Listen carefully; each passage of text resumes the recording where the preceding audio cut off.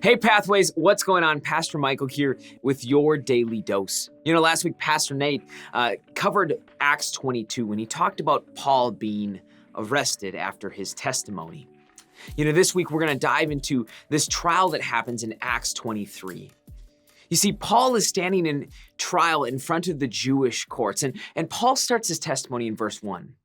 It says this: Paul looked straight at the Sanhedrin and said, "My brothers, I have fulfilled my duty to God in all good conscience to this day."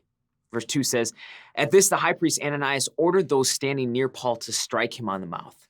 Check out Paul's words. Paul makes a claim to be able to stand in good conscience in front of God.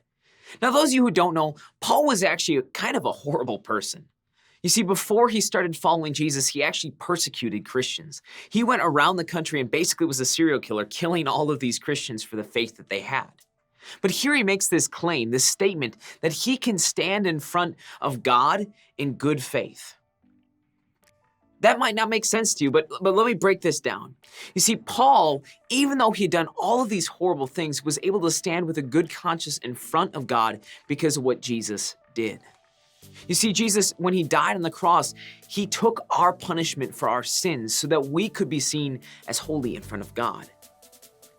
You see, he took all of our brokenness and all of our problems and our sins and our addictions and problems, and he forgave them, covered them with his grace so that we could be seen as holy in front of God.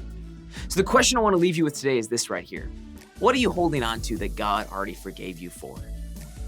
I sincerely hope that when you look back over your life, instead of seeing all of the mistakes you've made, you see the grace of a God that cares about you. This has been your Daily Dose. We'll catch you tomorrow.